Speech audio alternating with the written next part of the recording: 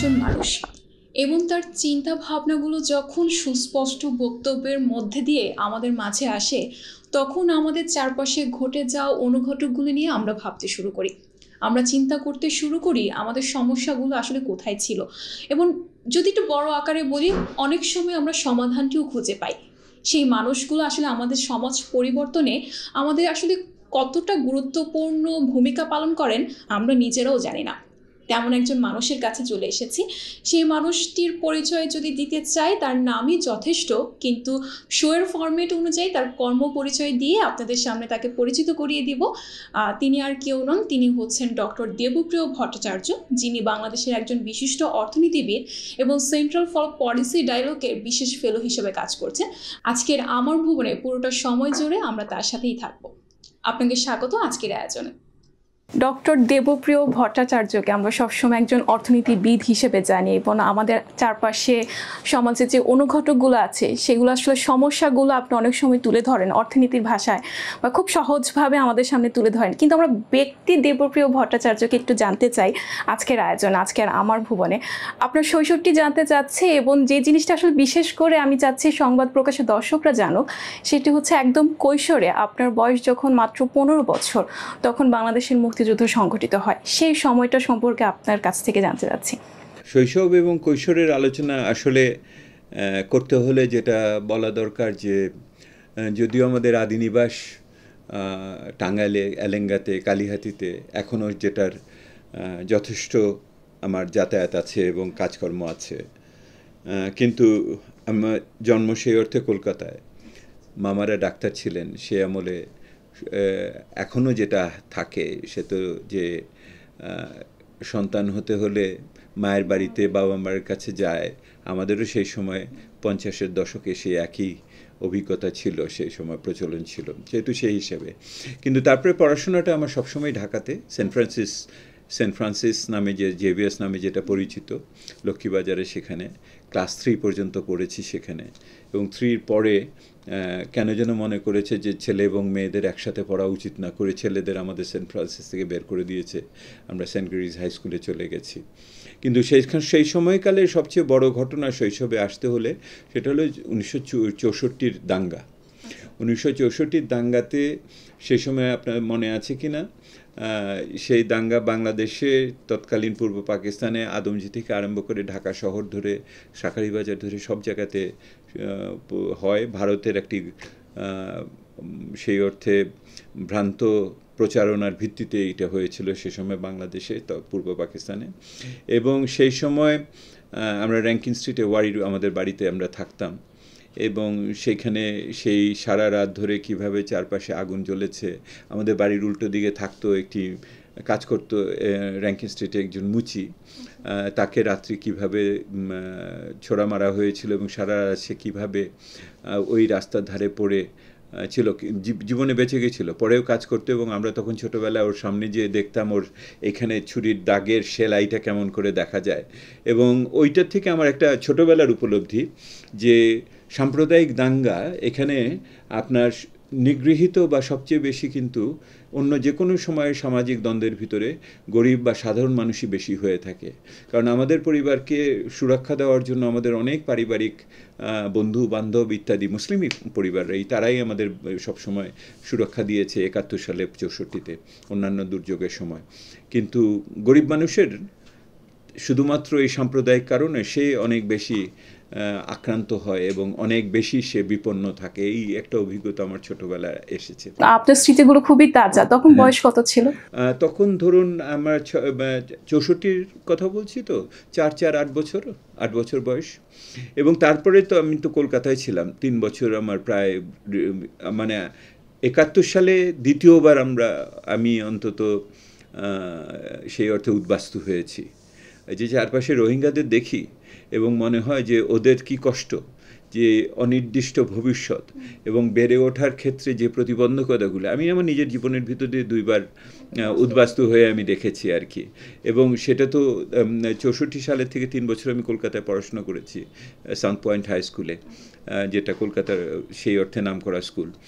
কিন্তু তারপরে বাবা মা আবার ফেরত নিয়ে এসছেন, উনি আমাকে ফেরত নিয়ে এসছেন, আমার বাবা মা বাবা মা সবসময় এখানে ছিলেন, কিন্তু আমার বোনকে কিন্তু আনার সাহস ওনারা পান নাই। সেটা পাকিস্তান আমলের, পূর্ব পাকিস্তান আমলের এটাও একটা বাস্তবতা যে আপনি ঘরের কন্যা সন্তানকে নিরাপদ বোধ করেন নাই আপনি সে সময় রাখার ব্যাপারে ইত্যাদি। আর আপনি যখন বলছেন স্বাধীনতা সংগ্রামের কথা, স্বাধীনতা সংগ্রামের মার্চ মাসের থেকেই আমরা টাঙ্গাইলে ছিলাম, আমার বাড়িতে ছিলাম, এলেঙ্গাতে ছিলাম। বাবা মা আমাদের রেখে ঢাকায় এসেছিলেন, কারণ তখন বঙ্গবন্ধুর সাথে আলোচনা শুরু হবে, একটা মিলমিশ হবে, স্বাধীনতা আমাদের ইত্যাদি ইত্যাদি হচ্ছে। সেহেতু বাবা ঢাকায় থাকা প্রয়োজন বোধ করেছেন, উনি বাবা মা চলে আসছেন। বাবা মা যেদিন টাঙ্গাইল থেকে আমাদের রেখে চলে আসছেন সেদিনই জয়দেবপুরে যে অস্ত্রাগারে যে সেই সময় যে বিদ্রোহটা হয়েছিল গাজীপুর জয়দেবপুরে অস্ত্রাগার, ওই যে অস্ত্র কারখানাতে, সেই দিনই ওনারা আসছিলেন ঘুরে, পরে কীভাবে ওনারা ঢাকাতে এসে পৌঁছেছেন সেটাই আমাদের শেষ দেখা সেই সময়। তারপরে ওনারা বাবা মা তো ঢাকাতে রয়ে গেলেন। 26শে মার্চ হলো, ওনারা 26শে মার্চে বাড়ি থেকে বের হয়ে গেছেন শুধুমাত্র গাড়িটা নিয়ে, আমাদের বাড়ির গাড়িতে করে ওনারা বের হয়ে গেছেন, বাদ বাকি সব রয়েছিল বাসায়, আমাদের র্যাঙ্কি স্ট্রিটের বাসায়। সেটা ধারাবাহিকভাবে লুট হয়েছে। প্রথমে যে এসছে আমার বাবা মা অনেক অনিশ্চিত ভবিষ্যৎ মনে করে চাল ডাল কিনে রেখেছিলেন যে বাজার কি হবে, অসহযোগ আন্দোলন চলছে, কেউ এসে প্রথমে ওগুলি নিয়ে গেছে। তারপরে হয়তো টেলিভিশন, রেডিও ইত্যাদি, তারপরে অন্যান্য যে সমস্ত দামি জিনিস ছিল আমাদের অনেক, সেই অর্থে আপনার প্রাচীন জিনিসপত্র কিছু ছিল সেগুলি, পরে আলমারি ভেঙেছে, অন্যান্য সোনা দানা যেটুকু, সব শেষে আমাদের বড় লাইব্রেরি ছিল, লাইব্রেরি বইগুলো ওজন দরে বিক্রি করেছে, 4 আনা ওজন ছিল সে। কিছু বই আমাদের প্রতিবেশীরা নিয়েছিলেন, আমরা ফিরে আসার পরে ওনারা সলজ্জভাবে ফেরত দিয়ে গেছেন। তো এইটার এক ধরনের বাবার উকিলের চেম্বার ছিল, বাবার ফাইলসগুলো নিয়ে ওনারা করেছেন, অন্য উকিলরা নিয়েছে ইত্যাদি। এটা আরেক মানবিক দ্বন্দ্বের একটা অদ্ভুত নির্যাস আছে। আর এই সময়কালে কলকাতাতে ছিলাম, এই বিশেষ করে গেছি আমরা সেপ্টেম্বর মাসে। তো আপনি এই যে মার্চ, এপ্রিল, মে, জুন, জুলাই, আগস্ট, প্রায় 6 মাসের উপরে আমরা কিন্তু সেই অর্থে টাঙ্গাইলের স্বাধীন বাংলাতেই ছিলাম। আপনারা জানেন সেই সময় টাঙ্গাইলে কাদের সিদ্দিকী এবং অন্যান্যরা মুক্তিযুদ্ধ করে যে এলাকাটা পরিষ্কার থাকতো। তো আমরা রাত্রি ওখানে যে থাকতাম তখন, আমার এখনও সেই বন্ধুরা আছেন অনেকে, এই মুহূর্তে অবশ্য কেউ কেউ মারাও গেছেন। একসাথে থাকা, প্রথম একটা মাত্র বন্দুক ছিল, সেই বন্দুক দিয়ে লেফট রাইট করা, এবং তারপরে যখন এটা বোধহয় 3রা এপ্রিল, বোধহয় কি মার্চের শেষে বা 3রা এপ্রিল, আমার মনে আছে, আমি মিছিল নিয়ে যখন ঢাকা টাঙ্গাইল রোডে বা টাঙ্গাইল ময়মনসিংহ রোডে নিয়ে আসছি বেশ সহ, এবং আমার হাতে আমাদের তখন ওই একটাই রাইফেল ছিল সেই সময়। এটা কি নিজের থেকে নিজে উদ্বুদ্ধ হলেন নাকি এটা পারিবারিক একটা? না, এটা তো পরিবেশটাই তখন ওই সামগ্রিকভাবে পরিবেশ এটার ভিতরে এসছে, এবং সেই অর্থে যেহেতু আমরা ঢাকা শহরে থেকেছি, বড় হয়েছি, একটা পারিবারিক পরিচয় আছে, তো আমাদের স্বভাবত নেতৃত্ব সেই হাতে চলে আসে, এটার ভিতরে আর কি। আর অন্য অনেকের চেয়ে হয়তো একটু দুঃসাহস বেশি ছিল হয়তো সেই অর্থে, এখনও যেগুলি অন্য কথাবার্তায় প্রকাশ পায়, বোঝা যায়। তো সেইগুলিতে ছিল। আমার মনে আছে যখন আমি মিছিল নিয়ে এসেছি তখনও একটা বড় আমাদের দ্বন্দ্বর ভিতরে ছিল, আমরা ব্রিজগুলোকে উড়িয়ে দিব কি দিব না, ব্রিজগুলো। তখন এক দল আমরা বলছি যে স্বাধীনতা হয়ে যাবে, এটা তো দেশের সম্পদ, এটা কেন উড়িয়ে দিব। আবার আরেক দল বলছে যে সেটা তো দেশ বাঁচলে তো তারপরে সম্পদ, এখন তো পাক বাহিনী এটা দিয়ে উপর দিয়ে আমাদের গ্রামে আক্রমণ করবে।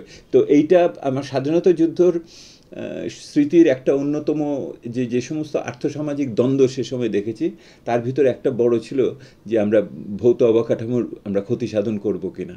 একদিকে পাক বাহিনীর সাথে যুদ্ধ করছি, আবার অপরদিকে নিজের দেশের সম্পদকে আমার রক্ষা করতে হবে। এই দুটোর ভারসাম্য রক্ষা করাটা খুবই জটিল একটা বিষয়, আমার তখনও মনে আছে। এবং যখন এই মিছিল নিয়ে দাঁড়িয়েছি তখন একটা জিপ গাড়ি এসে থামলো আমাদের সামনে, এবং জিপ গাড়িতে খুব দীর্ঘদেহী এক ভদ্রলোক দাঁড়ানো, ওই ফ্যাটিক ড্রেস আছে না আর্মিদের, ওইরকম পরা, দাড়ি ইত্যাদি। এটা আমি বিকেলবেলা আমি জানতে পেরেছি ওনার নাম কাদের সিদ্দিকী ছিল। তো ওইটা হলো কাদের সিদ্দিকীকে আমি প্রথম দেখি তখন আমরা যখন মিছিল নিয়ে ইত্যাদি ইত্যাদির ভিতরে। তো তারপরে তো যেটা হতো যে আমরা সারাদিন ধরে, সারা রাত্রি ধরে পাহারা দিতাম যে ডাকাত আসে কি না, কারণ তখন পাক বাহিনী সমর্থিত ডাকাত দল ছিল ওই টাঙ্গাইলের বিভিন্ন জায়গাতে, ভোরবেলা তারা আক্রমণ করতো, এবং তো সেহেতু আমরা সারা রাত পাহারা দিতাম সমস্ত এলাকার ছেলেমেয়েরা মিলে। শুরু হতো সন্ধ্যার সময়, স্বাধীন বাংলা বেতার কেন্দ্র শোনার জন্য চারপাশে সবাই মিলে বসতো, একটাই ট্রানজিস্টার, সেটার চারপাশে সকলে।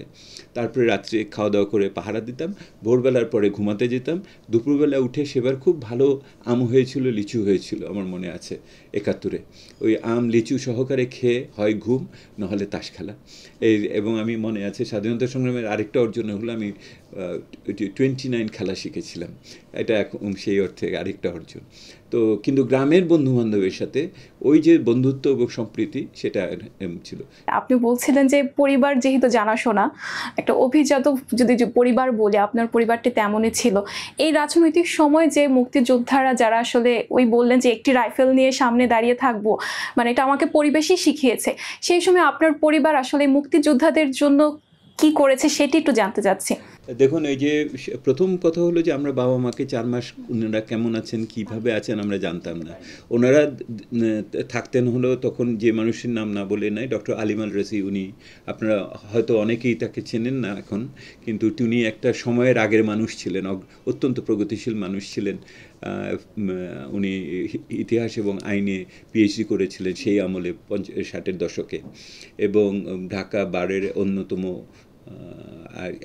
বিদগ্ধ আইনজীবী ছিলেন, এবং বাবাকে গুরুদেব ডাকতেন। উনি 64 সালে আমাদের আশ্রয় দিয়েছেন, উনি 71 সালে বাবা মাকে আশ্রয় দিয়েছেন। এবং ওনার স্ত্রী ওই যে এখন মালেকা আল রাসি স্কুল কলেজে যেটা দেখেন ধানমন্ডিতে, এটা ওনার স্ত্রীর নামে। তো সেই অর্থে ওনারাই বাবা মাকে আশ্রয় দিয়ে রেখেছিলেন। পরবর্তীতে সেপ্টেম্বর মাসে, এটা তো অনেক দীর্ঘ গল্প, এটা আপনার এই পরিসরে আমি বলে আপনি সারতে পারবো না। তখন সেই সময় তো বাবা মাকে উদ্ধার করাটাই আমাদের একটা বড় বিষয় ছিল। সেটা কিভাবে বাবার আরেক জুনিয়র লয়ার, সে কিভাবে আমাদের গাড়িতে ওনার পাশে অন্য লোক বসিয়ে টাঙ্গাইলের চেক পয়েন্ট পার করানো ইত্যাদি, এটা আরেকটা। তারপরে বাবা মা আমাদের টাঙ্গাইলে আসলো, এলেঙ্গায় আসলো। তারপরে গ্রামের আমরা চরের মধ্যে থাকতাম, বাড়িঘর ছেড়ে দিয়ে আমাদের এলেঙ্গার বাড়িতে আগুন দিয়ে পুড়িয়ে দিয়েছিল, এবং তারপরে ওখানে শান্তি কমিটির অফিস করেছিল আমাদের বাড়ির ভিতরেই, কারণ আমরা তো কেউই সেই অর্থে নাই। এবং পাকা বাড়ি তো এলাকাতে তখন ওইগুলোই ছিল সেইটাই হিসেবে। এই সময়কালে একটা বড় কাজ ছিল যে আর্থিক সহায়তা দেওয়া তো একটা তো আছেই, ছিলই। সেটা একটা বড় কাজ ছিল যে আমাদের এলাকা এবং অন্যান্য জায়গা থেকে তরুণ এবং যুবকদের যারা আগ্রহী, তাদের উৎসাহিত করে মধুপুর জঙ্গলে পাঠানো, কাদের সিদ্দিকীর দলে যুক্ত হওয়ার জন্য। এইটা একটা বড় কাজের ভিতরে ছিল।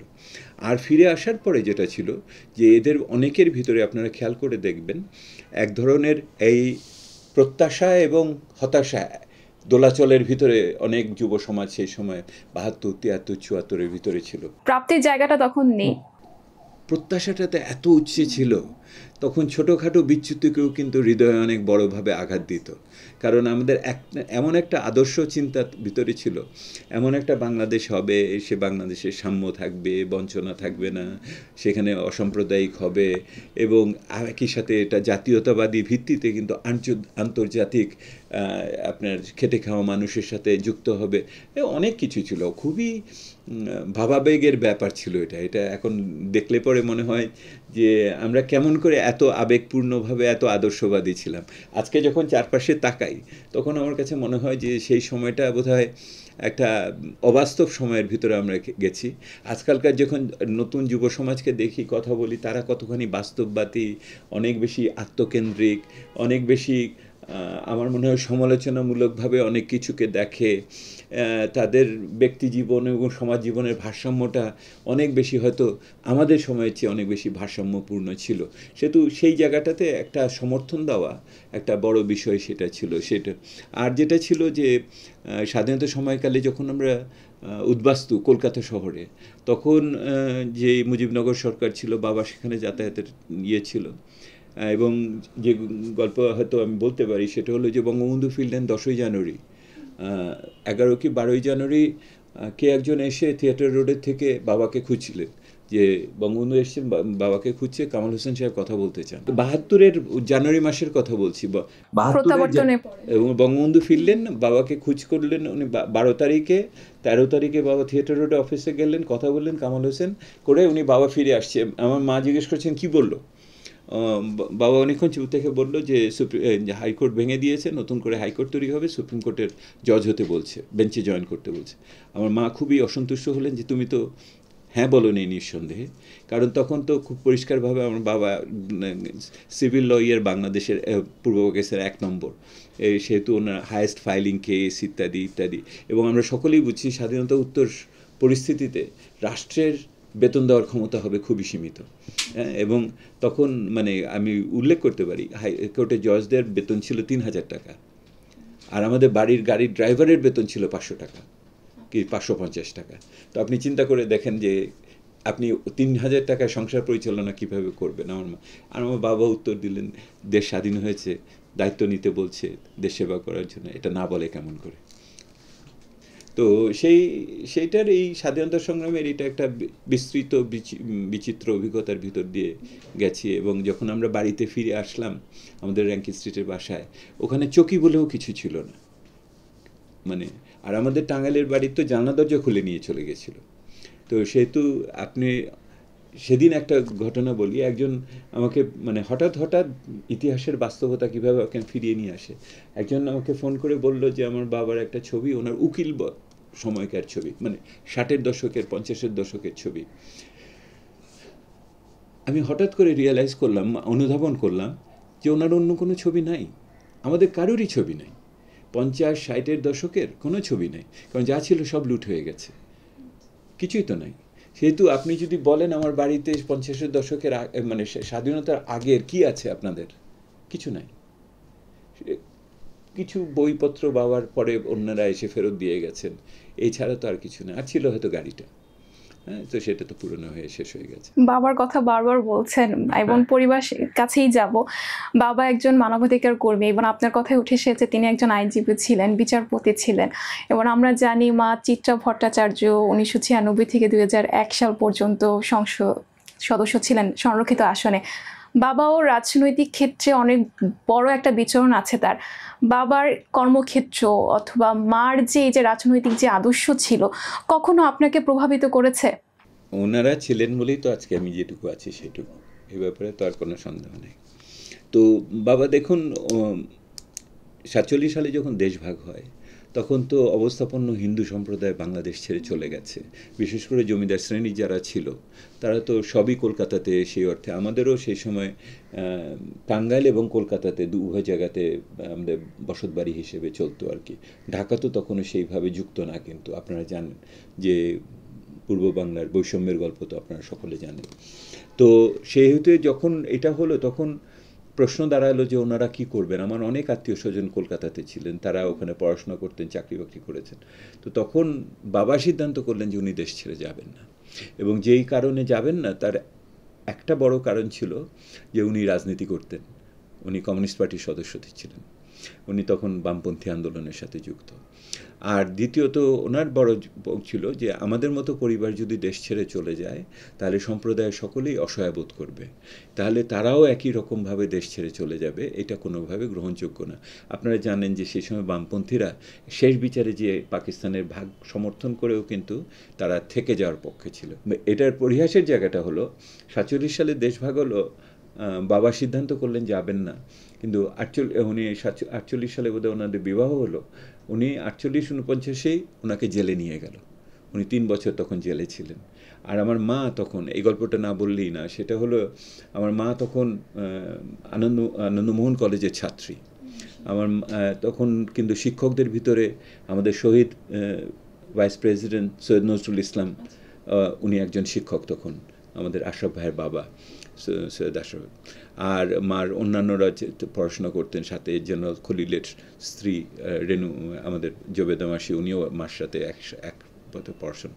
আমার মা তখন পড়াশোনা বাকি রেখে, যেহেতু আমার দাদু কমিউনিস্ট ছেলেকে জমিদার সন্তান হিসেবে স্বীকার করেন না, সেহেতু এই সমস্ত খরচপাতি তখন মা রাধাসুন্দরী স্কুলে চাকরি নিয়ে, টিচারের শিক্ষক নিয়ে আমার বাবাকে তখন জেলখানায় সমর্থন করত।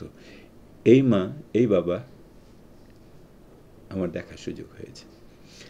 সেহেতু স্বাভাবিকভাবে তারপরে জেলখানা থেকে বের হওয়ার পর বাবা প্রত্যক্ষ রাজনীতি করেননি, কিন্তু আমাদের বাড়ি এমন একটা জায়গা ছিল যেখানে মানে বাংলাদেশের পূর্ব ঘটনাবলীর অনেক মানুষকে আমি সামনে বসে বিভিন্ন সময় আমি দেখেছি।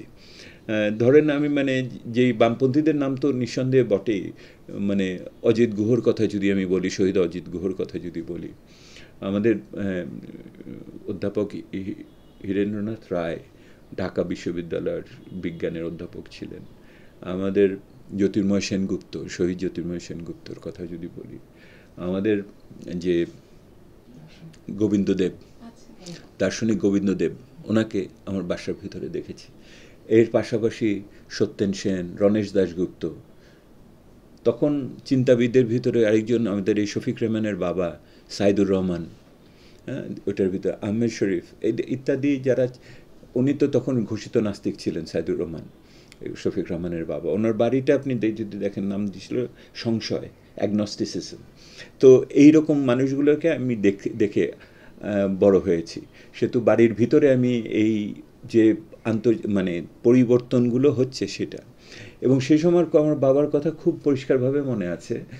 একদিন আলোচনা হচ্ছে, কে একজন বলল যে একজন নতুন তরুণ অধ্যাপক হয়েছে, নাম হলো আনিসুজ্জামান, চিটাগংয়ে থাকে, খুব ভালো, অসাম্প্রদায়িক এবং লেখে ভালো, রবীন্দ্রনাথের উপর একটা ইত্যাদি বই তাকে দিয়ে করানোর সুযোগ হয়। তো আমি, এই হলেন সেই আনিসুজ্জামান যাকে আমরা সকলে চিনি, জানি, প্রয়াত হয়েছেন, আমাদের সিপিডি ট্রাস্টি বোর্ডেরও সদস্য ছিলেন। আমি সেই ছোটোবেলায়, আমি 60s শেষে, মানে 60-এর দশকের শেষে ওনার নাম প্রথম, ওনাদের আমি দেখেছি আর কি। তখন আমার বাবার কথা একটা মনে আছে। আমার বাবা বলতেন যে দেখ, এই সমাজের ভিতরে খুব ইতিবাচক পরিবর্তন হচ্ছে, নতুন যে মুসলিম মধ্যবিত্ত সমাজ দাঁড়াচ্ছে, এরা অনেক বেশি প্রগতিশীল, অসাম্প্রদায়িক। সেহেতু পাকিস্তানের যে সাম্প্রদায়িক চিন্তা আর নতুন বাঙালি মুসলিম সম্প্রদায়ের যে চিন্তা, এর ভিতরে অনেক বড় পার্থক্য। তখনও স্বাধীনতা সংগ্রাম শুরু হয়নি, আমি 60-এর দশকের শেষের দিকে বলছি। মানে তখন যদি আমি গল্প বলি, সেটা সেই সময় আপনাদের মনে আছে কি না, যে আপনাদের তো জন্ম হয়নি, আপনারা তো অত্যন্ত নবীন এবং কাঁচা। তো সেহেতু সেই সময় 60-এর দশকের শেষের দিকে একটা রবীন্দ্র বিরোধী আন্দোলন হয়েছিল, মোনেম খানের তত্ত্বাবধানে তমুদ্দুন মজলিসের পক্ষ থেকে সেই সময় করা হয়েছিল। তখন অনেক সাহিত্য সংস্কৃতি সেবীরা ওইটাতে সই দিয়েছিলেন পরে সরকারি প্ররোচনায়, যেটার জন্য আমার মনে হয় বাকি জীবন তারা লজ্জিত থেকেছেন। আমি ওই নামগুলো বলি না এখন, কারণ এই নাম ওনাকে বেশিরভাগই প্রয়াত, তাদের প্রতি আমি সম্মান রেখে কথাটার নামগুলো বললাম না। কিন্তু যেটা বলার বিষয় সেটা হলো, এটাকে মোকাবেলা করার জন্য তৎকালীন সাংস্কৃতিক আন্দোলন, আমি আপনাকে পাকিস্তানি পিরিয়ডই বলি, কারণ অন্যগুলো তো অন্যরা দেখেছে, আমি তো যেটা আপনারা দেখেননি আমি সেটা বলি। সেই সময় একটা যে সাংস্কৃতিক আন্দোলন, একটা তো ছিল নববর্ষ ছায়ানট কেন্দ্রিক আমার রমনা বটমূল, এইখানে তো মিলন মেলা, সেই মুক্ত চিন্তার মিলন মেলার জায়গা ছিল 60-এর দশকে আমাদের। ওইটা আমরা ছোটোবেলায় একসাথে ওইটা যাওয়া, বাবা মার সাথে, এটা সারা দিন অপেক্ষা করে থাকা সারা বছর ধরে। আরেকটা তখন যেটা হলো সেটা হলো যে রবীন্দ্রনাথকে কেন্দ্র করে কি করা যায়, তখন অনেক আলাপ আলোচনা করে, আমার মনে আছে এই মিটিং টিটিং আমাদের বাড়িতেও হতো, যে সিদ্ধান্ত হলো শুধু রবীন্দ্রনাথ না, আমরা পঞ্চকবি করি। হ্যাঁ, এক কবি নিয়ে আগানোটা খুব জুৎসই হবে না, সেহেতু পুশব্যাক আসবে, সেহেতু পঞ্চকবি। পঞ্চকবি কি? রবীন্দ্রনাথ, নজরুল, মাইকেল, গালিব আর ইকবাল, বুঝেছেন? এই 5 নিয়ে আগানোর বোধহয় খুব সম্ভব গালিব, ইকবাল তো বটেই, তারপরে মানে এটার হতো না। এইটা একটা বিরাট ব্যাপার ছিল। এবং ইঞ্জিনিয়ারিং ইনস্টিটিউটে সেই সময় সারা সপ্তাহ ধরে এই এক এক কবির জন্য এক এক রকম। আমার মনে আছে যে মাইকেল মধুসূদনের দিন যেদিন ছিলেন, সেদিন বোধহয় বুড়ো শালিকের গাড়িরও এই প্রহসন সেদিন হলো, রবীন্দ্রনাথের দিন সেদিন তাসের দেশ মঞ্চায়িত হলো। এই একটা কালচারাল মানে সাংস্কৃতিক আন্দোলন এটা হয়েছে। আরেকটা সাংস্কৃতিক আন্দোলন হয়েছে, সেটা মনে রাখতে হবে। এই মূলধারার দেখেন, রবীন্দ্রনাথ, রবীন্দ্র বিরোধিতা, পঞ্চকবি, আরেকটা হয়েছে সেটা হলো বামধারার সাংস্কৃতিক আন্দোলন। উদীচী এসে গেছে তখন তার ভিতরে। এবং তখন আমার কাছে সবচেয়ে প্রথম মনে আছে, এটা ওদের 1970-তে, 70-এর তারিখ, বছরটা মনে নেই, ম্যাক্সিম গোর্কির মা প্রথমবারের মতো পল্টনে অভিনীত হলো। পল্টনে অভিনীত হবে এবং এটার পুরোটা এই যে কি বলে, এটার যে রিহার্সাল, সে রিহার্সালের জন্য জায়গা নেই, তো আমাদের বাড়িতে রিহার্সাল হবে। আর যে মানুষগুলোর কথা আমি বলবো, এই এইটাকে পরিচালনা করেছিলেন, উনি এখনও জীবিত আছেন, সৈয়দ হাসান ইমাম। আপনারা ওনার কাছে জিজ্ঞেস করেন যে মার অনুষ্ঠান উনি কীভাবে করেছিলেন। ওটা মূল ভূমিকায় কে ছিল? তখন মূল ভূমিকায় ছিলেন রওশন জামিল, উনি মায়ের ভূমিকায় পাঠ করেছেন। অনেকের ভিতরে ছিলেন, আমার মনে আছে পাবেলের ভূমিকা না, আরেকজনের, আমাদের আলতাফ ছিলেন, সিনেমা করতেন, হ্যাঁ, উনি মারা গেছেন, উনি একটা ভূমিকার ভিতরে ছিলেন। আমি যেটা বলতে চাচ্ছি, 60-এর দশকে সাংস্কৃতিক আন্দোলন কিভাবে যে বাংলার এই স্বাধীনতা সংগ্রামকে সমর্থন দিয়েছে, এটা বুঝতে হলে রবীন্দ্রনাথ সম্পর্কিত যে জিনিস বুঝতে হবে, একই রকমভাবে যে আমরা কিভাবে উপমহাদেশীয় চরিত্র নিয়ে যেভাবে আন্দোলন করার একটা সংস্কৃতি, আর তার সাথে বামপন্থী যে সাংস্কৃতিক আন্দোলন, এটি ধারা কিভাবে যুক্ত ছিল, এটা কিন্তু একটা বড় জিনিস। অনেক সময় আমরা স্বাধীনতা সংগ্রামের আলোচনাটাকে খুব সীমিত আকারে ওই 9 মাসের যুদ্ধের ভিতরে নিয়ে আসার চেষ্টা করে অনেকে। হ্যাঁ, তো 9 মাসের যুদ্ধ দিয়ে স্বাধীনতা হয়নি, এটার যে সাংস্কৃতিক এবং অন্যান্য প্রস্তুতি, এটাকে ছোট করে দেখার কোনো সুযোগ নাই। সেহেতু ওই মুক্তিযুদ্ধের ওই গোলাবারুদ বা বন্দুকের হাতিয়ার পিছনে যে প্রেরণাটা ছিল প্রত্যেকটা মুক্তিযোদ্ধার, এইটার ভিতরে আমার প্রত্যক্ষভাবে দেখার সুযোগ হয়েছে। সেই জন্য মুক্তিযুদ্ধের চেতনা বললে পরে আমাদের কাছে ভিন্ন জিনিস আসে অনেক সময়, কারণ এই চেতনা এক এক অবচেতনের কাছে এক এক রকম বচন নিয়ে আসে আর কি। জি, অসংখ্য ধন্যবাদ। এবং একটু অন্য জায়গায় যাই, যে বাবার কথা বলছিলেন, বাবা বই লিখেছেন এবং আমরা সেটাই জানি, এবং মঞ্জুষা শীর্ষক কাব্যগ্রন্থে তার কবিতা আছে। আপনার ছোট ভাইয়ের কথা বলছিলেন, সেও বিজ্ঞান বিষয়ক বই লেখেন। এই যে সাংস্কৃতিক পরিমণ্ডলে বেড়ে ওঠা, কখনোই কি আপনার মনে হয়নি যে আমার যে অভিজ্ঞতাগুলো আছে, আমি এতক্ষণ আপনার সামনে বসে আছি, আপনি খুব সুন্দরভাবে ব্যাখ্যা করছিলেন ঘটনাগুলো, আপনার স্মৃতিগুলো খুব তাজা, কখনো মনে হয়নি যে আমিও কিছু লিখি? কারণ এই জিনিসগুলো জানা কিন্তু আমাদের জন্য খুব গুরুত্বপূর্ণ ছিল। আমার পেশাই তো লেখা, শুধু আমি ভিন্ন জিনিস লিখি। আমার পেশা না, এটা তো আপনি এখন আমাকে একটা অপরাধবোধ জন্ম দিচ্ছেন, অবশ্যই এটা করা উচিত বলে। তার মানে আমার কাছে মনে হয়নি যে আমি জীবনের এমন কোনো পর্যায়ে আছি বা এমন ধরনের পরিপক্কতা এসেছে যে আমি পিছন ফিরে তাকিয়ে একটি সঠিক সুষ্ঠু মূল্যায়ন করে কারুর কাছে দিব, সেটাতে কারুর আগ্রহ হবে, ওই চেতনা মনটায় আসেনি কোনো সময় যে এটা অন্য কারুর আগ্রহের অংশ। কিন্তু বর্তমানকালে আপনি যে কথাটা বলছেন, বর্তমানে আমি যখন দেখি ইতিহাস রাজনীতির অংশ হয়ে গেছে, আমি যখন দেখি ইতিহাস অনেক ক্ষেত্রে ব্যক্তি বিশেষের বিষয় হয়ে গেছে, এবং আমি যখন দেখি যে তরুণ সমাজ কিভাবে ইতিহাস থেকে নিজেকে বিচ্ছিন্ন করে নিজের জীবনকে চিন্তা করে, তখন মনে হয় বোধহয় আমাদের কিছু বলা উচিত, এটাকে সামনে নিয়ে আসা উচিত। আপনি যখন বললেন, চিন্তা করে দেখব। এই যে অর্থনীতিবিদ হয়ে ওঠা, আপনি সেন্ট গ্রেগরি থেকে আপনার পড়াশোনা শুরু, এর আগে সেন্ট ফ্রান্সিসে ছিলেন, এই যে অর্থনীতিবিদ হয়ে ওঠা, মানে এটি কেন? মানে অর্থনীতি নিয়ে পড়ে এসছি বলেই অর্থনীতিবিদ হব, নাকি অর্থনীতি আপনার পড়তে ভালো লাগে, অথবা সমাজের যে আমি শুরুটা যেভাবে শুরু করেছিলাম, সমাজের অনুঘটকগুলো আসলে আমাদের সবসময় নাড়া দেয়, এগুলো পরিবর্তন দরকার, সে ভাবনাগুলো কি কাজ করেছে কখনো? এটা আমার দ্বিতীয় চয়ন ছিল। আমার প্রথম চয়ন এটা ছিল না, অর্থনীতিবিদ হওয়া। আমার প্রথম ছিল আমি আইনজীবী হব। আমার কাছে আইনজীবী হব কারণ হলো যে এটা স্বাধীন পেশা এবং এটা কারোর অধীনে থাকতে হবে না, এবং আইনজীবী হলো এমন একটা মানুষ, ডাক্তার এবং আইনজীবী, যে মানুষকে প্রত্যক্ষভাবে তাৎক্ষণিকভাবে সাহায্য করতে পারে। ডাক্তার এবং আইনজীবী শারীরিকভাবে বা সামাজিকভাবে তাৎক্ষণিক আপনাকে একটি সুফল দিতে পারে জীবনে, সেটাও আমার রাখেন। কিন্তু যেহেতু আমাকে বাবা মা বিদেশে যেতে বাধ্য করলেন, আমি যখন ম্যাট্রিক ইন্টারমিডিয়েট ঢাকা কলেজ থেকে পাশ করলাম, ওনারা মনে করেছেন যে আমি এত বেশি রাজনীতির সাথে যুক্ত ছিলাম, আমার জীবনের পড়াশোনা হবে না। আর আমি মনে করতাম যে বিপ্লবটা বোধহয় রাস্তার ওই কোণাতে রয়েছে, আমার জীবনটা যুক্ত করলে বিপ্লবটা হয়ে যাবে, সেহেতু এই সময় পড়াশোনা তো তুচ্ছ ব্যাপার। তো সেই সময় ওনারা জোর করে বলে দিলেন, আমি রাজি হলাম যে যার ব্যাপার পড়াশোনা করে তারপর রাজনীতি করিস। তো আমি তখন যে করে এই অর্থ, তাহলে আমি কোথায় যাব? আমার সমস্ত বন্ধুবান্ধবরা বিদেশ যাচ্ছে, আমেরিকা যাচ্ছে, ইংল্যান্ডে যাচ্ছে, আমার স্কুলের সকলে অবস্থাপন্ন পরিবারের ছেলে। আমি সিদ্ধান্ত করলাম নতুন কিছু দেখার জন্য, নতুন সমাজ গড়তে হলে নতুন দেশে যেতে হবে। এইভাবে আমার সোভিয়েত ইউনিয়নে যাওয়া, আমি আমার মনের দিক থেকে। কিন্তু ফিরে আসার পরে তখন যেটা হলো যে এইটা যখন শিখে আসলাম, তাহলে এটাকে প্রয়োগ করার বিষয় উঠলো।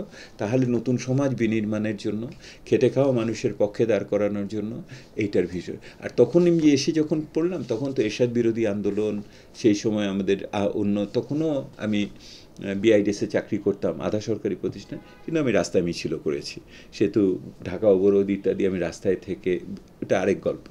তো ওইটার ভিতর দিয়ে গেছে সেহেতু এইটার। কিন্তু যখন বিআইডিএসে গবেষণা করতে করতে এই যে লেখার কথা বললেন, যেটা লিখি বিদেশে ছাপা হয়, কিন্তু সমাজ তো পরিবর্তন হচ্ছে না।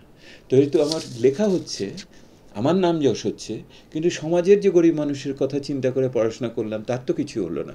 তখন চিন্তা করে আমরা এই সিপিডি তৈরি করলাম প্রফেসর রেহমান সোবহানের সাথে, যে এমন একটা প্রতিষ্ঠান তৈরি করব যেখানে নীতি বিশ্লেষণ গরিব মানুষের পক্ষে থাকবে, যেই মানুষের কণ্ঠস্বর নাই তার সাথে তার কথাটা আমরা তার পক্ষ হয়ে বলবো, সেইটার পক্ষে একটি আরও বেশি একটি অন্তর্ভুক্তিমূলক সাম্যের সমাজ, একাত্তরের সমাজ আমরা তৈরি করব। সেই হিসাবে এখানে আসলাম। আফসোস আছে, রাজনীতি করতে পারিনি, আফসোস আছে, কিন্তু যেটুকু করেছি সেটুকুতে আমার সন্তুষ্টির অভাব নেই। জি, আফসোসকে আমরা পাশেই রাখি। যে জিনিসটা আপনি বারবার বলছিলেন যে এটা আপনার দ্বিতীয় চয়েস ছিল, এবং যেখানে আপনি আসলে খেটে খাওয়া মানুষের কথা চিন্তা করেছেন, এবং তারই একটি ভাবনা থেকে রেহমান সোবহান স্যারের সাথে আপনার সিপিটি গঠন করা। এই যে বাংলাদেশে, এবং আর আপনার আলোচনা আমরা আরও দেখেছি যে এখানে আপনার পরিবারটিকে আপনার বাবা সবসময় চাচ্ছিল যে উদাহরণ হিসেবে কাজ করুক, যে আমরা এমন একটি পরিবার, সেই পরিবার যদি দেশ থেকে চলে যায় তাহলে অন্য পরিবারগুলো কি করবে। এই যে একটি পরিবার আরেকটি পরিবারকে প্রভাবিত করতে পারে, অথবা আমরা যাদেরকে উদাহরণ হিসেবে দেখি, অথবা সমাজের এই ধনী শ্রেণীরা আসলে যে ব্যবহারগুলো করবে, সেই ব্যবহারগুলো হয়তো বা আমরা হয়তো অ্যাডাপ্টেশন করতে পারবো কিনা, বাংলাদেশের এই মুহূর্তে আপনারা আসলে এই বিষয়গুলো দেখেন কিনা, অথবা না দেখলে আসলে কোন বিষয়টা আপনাকে সবচেয়ে বেশি নাড়া দেয় বাংলাদেশের বর্তমান পরিস্থিতিটি? 50 বছর তো হলো, আমরা সবাই মিলে 50 বছর উদযাপন করলাম, এবং এই সময়কালে আমাদের অর্জন তো কম না। আমি 2-3টা উদাহরণ সর্বদা বলি, আবার ছোট্ট করে বলি। আমি বলি যে এই সময়কালে আমাদের গড় আয়ু বেড়েছে 47 বছর থেকে 72 বছরের উপরে, 1.5 গুণ বেড়েছে। পৃথিবীতে তুলনীয় দেশে এই সময়কালে এটা বাড়েনি। এই সময়কালে আমার জনসংখ্যা 2 গুণের বেশি হয়ে গেছে, 7.5 কোটি, আপনার এখন 16 কোটি হয়ে গেছে। কিন্তু আমার খাদ্য উৎপাদন 3 গুণ হয়েছে। আমরা এখন অন্তত খাদ্যের লভ্যতার দিক থেকে, কিনে খেতে পারবে কিনা জানি না, কিন্তু পাওয়া যাবে আপনার, এটা সরবরাহের দিক থেকে আমার প্রায় সকলেরই বাজেটে এই নিজের উৎপাদিত খাদ্য পাওয়া যায়। একই রকমভাবে আমি এই সময়কালে আপনি যদি দেখেন, আমরা একটা বৈদেশিক সাহায্য নির্ভর দেশ ছিলাম, এখন আমরা বৈদেশিক বাণিজ্য নির্ভর দেশ, বিনিয়োগ চাচ্ছি ইত্যাদি ইত্যাদি। আমরা স্বল্পোন্নত দেশের তালিকা থেকে বার হচ্ছি, মধ্যম আয়ের দেশের দিকে এগিয়ে যাচ্ছি। অনেক অবকাঠামো ইত্যাদিতে হয়েছে, গড় শিক্ষার হার বেড়েছে এবং স্বাস্থ্য বেড়েছে বললাম। কিন্তু এর পাশাপাশি যে মূল্যায়নটা আমি করব, এই মূল্যায়নটা হলো এই 50 বছরে বাংলাদেশ আরেকটা অনেক বেশি অসম সমাজে পরিণত হয়েছে। এখানে যে বৈষম্য, এই বৈষম্য শুধুমাত্র আয় বা বৈভবের দিক থেকে না, মানসিকতার দিক থেকে যে এই অসাম্যপূর্ণ মানসিকতা এখন হয়েছে, যেখানে আমরা স্বাভাবিকভাবে গ্রহণ করছি যে কারোর অধিকারহীনতা, কারোর বঞ্চনা, বা তার এই মুহূর্তে তার যে সামাজিক সুযোগ সুবিধা রাষ্ট্রের পক্ষ থেকে পাওয়ার কথা, সমাজে সেইখানে যে বঞ্চনা এবং বৈষম্য, এবং এটা শুধু আয়ের ক্ষেত্রে না, এই সুযোগের বৈষম্য এখনও নারীর ক্ষেত্রে বর্তমান, সামাজিক আর্থিক শারীরিক প্রতিবন্ধীদের ক্ষেত্রে বর্তমান, আমার আদিবাসীদের ক্ষেত্রে বর্তমান, দলিতদের ক্ষেত্রে বর্তমান, আমার তৃতীয় লিঙ্গের মানুষের ক্ষেত্রে বর্তমান, যারা নদী ভাঙনের কাছে আছে, হাওরে আছে, উপকূলে বাস করে, তাদের জন্য সমানভাবে এটা। এই সমাজ তো 50 বছরে থাকার কথা ছিল না। এইটা হলো সবচেয়ে বড় পীড়ার জায়গা। আর দ্বিতীয় পীড়ার জায়গাটা হলো কি, এই সময়কালে সরকারের পক্ষ থেকে যে সমস্ত নীতি প্রণয়ন করা হয়েছে, যে সমর্থন দেওয়া হয়েছে, সেগুলোর সমান সুযোগ তো এই মানুষগুলো পাচ্ছে না। এবং এই মানুষগুলো যে পাচ্ছে না, এটা কোভিড সময়কালে, অতিমারির সময়কালে আমরা লক্ষ্য করলাম। সরকার প্রণোদনা দিল, কিন্তু ঠিক লোকের নাম উঠলো না, যা নাম উঠলো তাকেও আবার উপযুক্ত পরিমাণে দিল না, আর সবাইকে তো দেওয়াই গেল না। ইত্যাদি বিষয়গুলো এখন খুব গুরুত্বপূর্ণ হয়ে গেছে।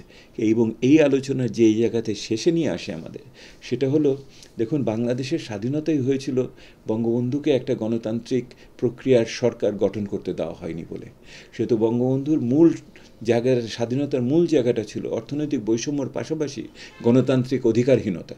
বঙ্গবন্ধু তাকে এই অধিকারহীনতাকে নির্বাচনের মাধ্যমে তাকে জেতার পরেও তাকে আমাদের অধিকার দিতে চায়নি।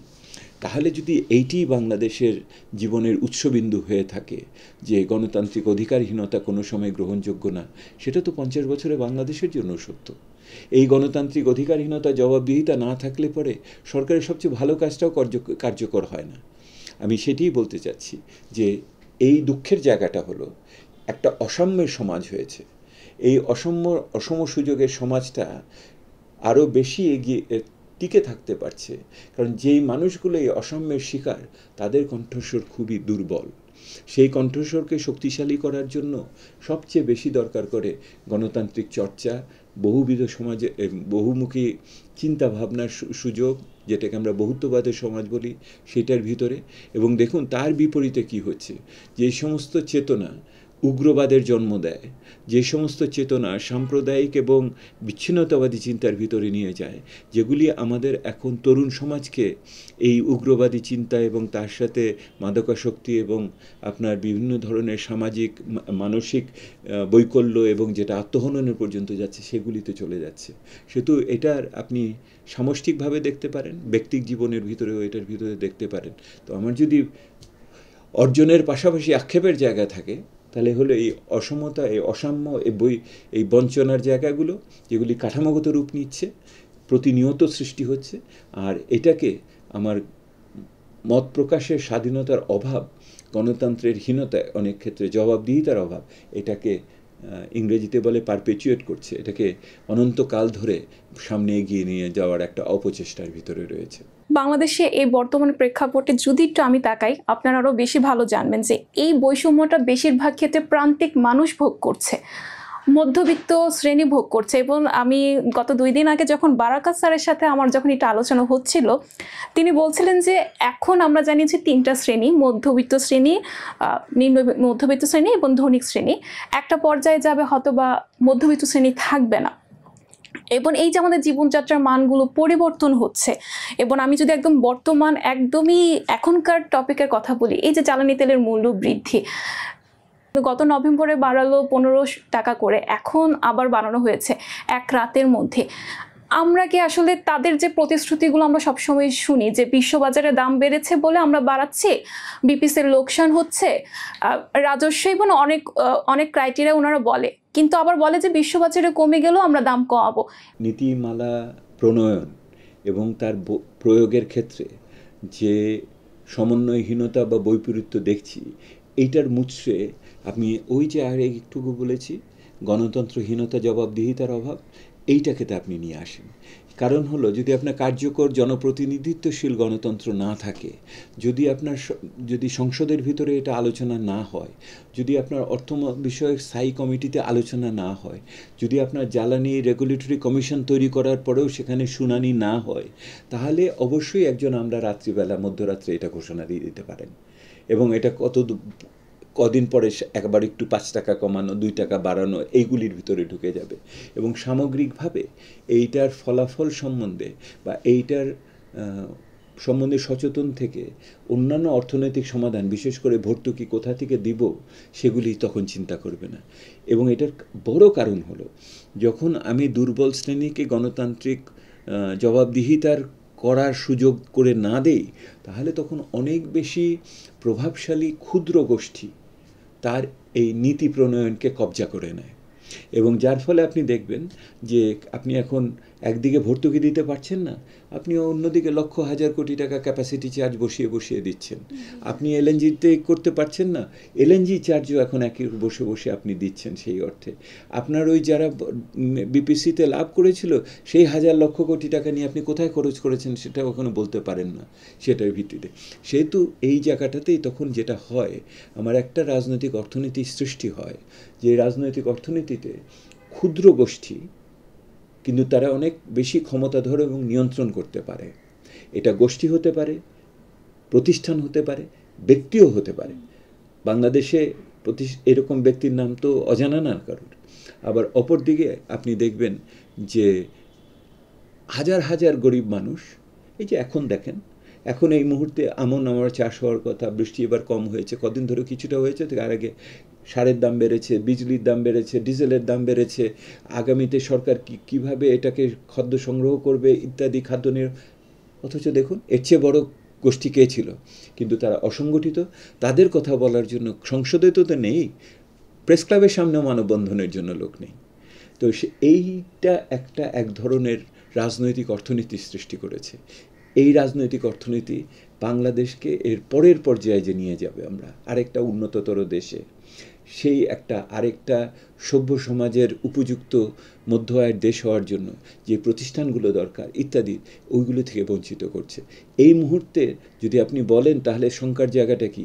শঙ্কার জায়গাটা হলো যেই মধ্যবিত্ত গত 10 বছরে বর্তমান সরকারের আমলে গড়ে উঠেছে, এই মধ্যবিত্ত কিন্তু তাদের হাতের সৃষ্টি, কিন্তু এই মধ্যবিত্তের এই মুহূর্তে ভোগ সঞ্চয় যেভাবে নষ্ট হয়ে যাচ্ছে, এই মধ্যবিত্তই কিন্তু পরিবর্তনের অনুঘটক হয়ে যেতে পারে। এইটি ল্যাটিন আমেরিকার অভিজ্ঞতা। ল্যাটিন আমেরিকা যে দশককে দশক মধ্য আয়ের দেশে হয়ে আটকে আছে, তার একটা বড় কারণ হলো যে এই সুশাসনের অভাব, অপরিকল্পিত আপনার নগরায়ন, সেইভাবে আপনি সামাজিক সুরক্ষা খাতে বিভিন্ন ধরনের বৈষম্য ইত্যাদি ইত্যাদি। কিন্তু একটা বড় বিষয় হলো সেই মধ্যবিত্তের এই পরিবর্তনের জন্য যে আকাঙ্ক্ষাটা দরকার, সেটা চিন্তা করে দেখেন। এই যে মধ্যবিত্তের কথা বলছে, এই মধ্যবিত্তই কিন্তু প্রথাগতভাবে যে সর্বহারা গোষ্ঠী পরিবর্তনের পক্ষে বামরা চিন্তা করেছিল একদিন, সেই জায়গায় শিক্ষিত মধ্যবিত্ত এখন সেই একটি প্রগতিশীল ভূমিকায় আসার মতো আপনি ল্যাটিন আমেরিকা, আফ্রিকা, আমার সাউথ ইস্ট এশিয়াতে আপনি যদি দেখেন তাহলেই সেটা হবে। এটার কারণটা হলো এই যে এই যে বিকাশমান মধ্যবিত্ত, সে আন্তর্জাতিকভাবে টেলিভিশনের মাধ্যমে, সোশ্যাল মিডিয়ার মাধ্যমে সবার সাথে যুক্ত। সে তো অন্যরা কীভাবে থাকে সে জানে, সে দেখতে পাচ্ছে তার যেটুকু অর্থ বিকাশ হয়েছে সেটা দিয়ে সে তার সন্তানকে একটা মানসম্পন্ন শিক্ষা দিতে পারছে না ঢাকাতে। আবার সে যে পয়সা দিয়ে তাকে দার্জিলিং পাঠিয়ে দেবে কি বিলেত পাঠিয়ে দেবে, সে ক্ষমতা তার নাই। সে দেখছে যে এমন একটা রোগ তার হয়েছে, সেই রোগের চিকিৎসার জন্য সে ঢাকা শহরে ভালো করার মতো তার আর্থিক সামর্থ্য নাই। আবার এতটুকু মানে এইটুকু যেটুকু পারে মানসম্মত পায় না সে। আবার অপর দিকে অন্য দেশে যে চিকিৎসা নিবে, এমনকি ভারতে, সেটাও তার ক্ষমতার ভিতরে নাই। সে দেখে যে সে গাড়ি কিনতে পারে না, রিকশায় চলতে হয়, কিন্তু একটা গণপরিবহন নাই। এই গণপরিবহনের অভাবের কারণে নারীরা চলতে পারছে না এটা, এবং যারা চলছে তারা বিভিন্ন ধরনের হয়রানির শিকার হচ্ছে। এবং সবচেয়ে বড় কথা, সে যেটা দেখতে পাচ্ছে যে তার জীবনের ব্যক্তি নিরাপত্তার ক্ষেত্রেও সে অসহায় বোধ করে। সে মনে করে সে আইনের সুরক্ষা পাবে না, সেখানে অনেক ধরনের রাজনৈতিক বিবেচনা কাজ করে। এই মধ্যবিত্ত এই ধরনের 4টে সংকটের কথা আমি বললাম, আয় ব্যয়ের কথা তো বাদই দিলাম, শিশু খাদ্য, তেলের দাম, তার গাড়ির তেল, এগুলি নিয়ে, বাড়ি ভাড়া, এগুলি নিয়ে আমি বললামই না। এরা এই জিনিসটাকে প্রতি মুহূর্তে অনুভব করছে। বাংলাদেশের আগামী দিনে পরিবর্তন এই বিকাশমান মধ্যবিত্তের হাতে। তারা কিভাবে রাজনৈতিক বিবেচনায় আগামী দিনকে নির্ধারিত করবে, সেটার উপর অনেকখানি নির্ভর করবে। আপনার বক্তব্য দিয়ে প্রশ্নটি করতে চাই, সেটি হচ্ছে ইআরএফ এর একটি সম্মেলনে আপনি বলেছিলেন বাংলাদেশে চাপে আছে, সংকটে নেই। এখন এই চাপটা তো আমি দেখতে পাচ্ছি, আমার চোখে আমি দেখতে পাচ্ছি, যদি আমি মধ্যবিত্ত শ্রেণীকে নিজেকে অন্তর্ভুক্ত করি, চাপটি বাড়ছে। এই চাপটি কি সংকট তৈরি করবে না? দেখুন, সাংবাদিকদের একটা সুবিধা আছে, ওনারা একটা চটজলদি সুন্দর একটা শিরোনাম দিয়ে দেন আকর্ষণ করার জন্য। তো ওই যে চাপে আছে সংকটে নেই, পরের যে লাইনটা ছিল ওইটা ওখানে ভিতরে আছে। সেটা হলো চাপ, এবং এই বাংলাদেশে এমন কিছু এই চাপের ফলে দুর্বলতা সৃষ্টি হচ্ছে, যেগুলি সময় মতো যদি আমরা মেরামত না করি তাহলে ওটা সংকটে যেতে বাধ্য। সেহেতু চাপ আছে, সংকটে নেই, কিন্তু সংকট হবে না এটা বলতে পারছি না, বুঝেছেন? এবং আমি শ্রীলঙ্কা বা অন্য, আবার আমি ল্যাটিন আমেরিকাতে ফিরে যাই, কারণ ওখানে মধ্য আয়ের দেশ অনেক বেশি আফ্রিকার চেয়ে। আর কিছু আছে আমার দক্ষিণ পূর্ব এশিয়াতে। সেটা হলো যে দেখা যায় যে আপনি যদি এই অর্থনৈতিক সংকটকে ঠিকমতো যদি মেরামত না করেন, আপনি যদি অস্বীকারের মনোভাবে থাকেন, যে কোনো সমালোচককে আপনার শত্রু হিসেবে আপনি বিবেচনা করেন, তাহলে আপনাকে একসময় অর্থনৈতিক সংকট রাজনৈতিক সংকটে পরিণত হয় এবং এইটিই হলো শ্রীলঙ্কার সবচেয়ে বড় শিক্ষা, এইটি হলো পাকিস্তানের শিক্ষা, এইটা এই মুহূর্তে নেপালের শিক্ষা। আপনি যদি সাব সাহারান আফ্রিকার দেশগুলোতে যান, যে সমস্ত দেশে কর্তৃত্ববাদী সরকার দিয়ে আপনার সংস্কারের পথকে রুদ্ধ করে দেওয়া হয়েছে, গণতন্ত্রের পথকে রুদ্ধ করে দেওয়া হয়েছে, সেই সমস্ত দেশে এই সমস্যার ভিতরে উপনীত হয়। তবে বাঙালি অনেক প্রতিভাবান জাতি, অনেক প্রতিশ্রুতিশীল জাতি, এটা অনেক নবীন জাতি বয়সের দিক থেকেও এবং আমাদের জনসংখ্যার দিক থেকে, এবং অন্য অনেক চ্যালেঞ্জকে মোকাবেলা করে এখানে এসে দাঁড়িয়েছে। আমি তাই ভরসা করে আছি যে আমরা কাটিয়ে উঠব। আপনি যেটি বলছিলেন যে রাজনৈতিক একটি প্রভাব, অর্থনৈতিক যে সংকটগুলো হচ্ছে, এইটা সম্পর্কে একটু জানতে চাই। এই যে অর্থনৈতিক সংকটগুলো আমরা দেখছি রাজনৈতিকভাবে অনেকভাবে ব্যাহত করছে অর্থনৈতিক সংকটগুলো সমাধানের পথে, এটির জন্য আসলে সমাধানটি কি? আমি সম্প্রতি বাংলাদেশের বিভিন্ন জায়গাতে এই গত 1-2 মাসের ভিতরে ঘুরে এসেছি। রংপুর গেছি, টাঙ্গাইলে গেছি, সিলেট গেছি, খুলনা গেছি, ঠাকুরগাঁ যাচ্ছি, চিটাগং, রাঙামাটি যাচ্ছি। আমি একটা জিনিসই সকলের কাছে বুঝতে চেয়েছি, সেটা হলো যে বাংলাদেশের এই যে উন্নতিটা হয়েছে তো নিঃসন্দেহে কিছু, এবং দৃশ্যমানভাবেই হয়েছে, বোধগম্যভাবে হয়েছে, কিন্তু এর সুযোগ কি সবাই পেয়েছে কিনা? এবং এই সুযোগ দেখা যাচ্ছে যে স্থানীয় পর্যায়ে অনেক বেশি মানুষ এখনও বঞ্চিত, অবহেলিত এবং বৈষম্যের শিকার, যেটা, এবং সেটা আলোচনা করতে গেলেই যেই জিনিসটা বারবার ঘুরে আসে সেটা হলো রাষ্ট্রযন্ত্র ঠিকমতো কাজ করছে না, যার যে দায়িত্ব সেগুলি কাজ করে না, পুলিশ সুরক্ষা দিতে পারে না, আমার প্রণোদনা আসে কিন্তু বিরতন হয় না, আমার ছেলে মেয়েদের স্কুলে নিচ্ছি কিন্তু স্কুলে ঠিকমতো মানসম্পন্ন শিক্ষা হয় না, কমিউনিটি সেন্টার হচ্ছে সেখানে ডাক্তাররা থাকছে না, ইত্যাদি ইত্যাদি হচ্ছে। রাস্তা তৈরি হচ্ছে এক বছর 1 মাসের ভিতরে ভেঙে আবার নষ্ট হয়ে যাচ্ছে। এগুলির কারণ কি? মূল কারণ কি? জবাবদিহিতার অভাব, স্বচ্ছতার অভাব, গণতান্ত্রিক চর্চার অভাব। তাহলে আপনি যদি সবার সমাধান আসতে চান, তো যেই কারণে বাংলাদেশের সৃষ্টি, যেই গণতান্ত্রিক চেতনায় বঙ্গবন্ধু আমাদের এখানে নিয়ে এসছেন, সেই চেতনাকে ফিরিয়ে নিতে হবে। একটি অংশগ্রহণমূলক, প্রতিযোগিতামূলক, আস্থার ভাজন একটি জাতীয় নির্বাচন এখন অপরিহার্য। কে ক্ষমতায় যাবে, এর বদলে কে হবে, এইগুলো প্রশ্নগুলো আমার কাছে এই মুহূর্তে বাহুল্য মনে হয়। কে কি করবে এটা জনগণ ঠিক করবে।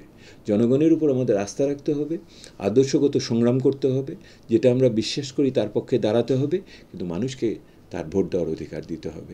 আপনি যদি সমাধানের জায়গায় আমাকে বলতে চান, আগামী 2 বছর বাংলাদেশের জন্য একটি অত্যন্ত জটিল সময়, এই জটিল সময় অর্থনৈতিকভাবে, রাজনৈতিক উত্তরণের জন্য, এবং আমি মনে করি বাংলার মানুষ এটা সঠিকভাবে মোকাবেলা করবে। সংবাদ, ফিচার ও অনুষ্ঠানের জন্য ভিজিট করুন সংবাদ প্রকাশের ওয়েবসাইট এবং যুক্ত থাকুন ফেসবুক পেজ ও ইউটিউব চ্যানেলের সঙ্গে।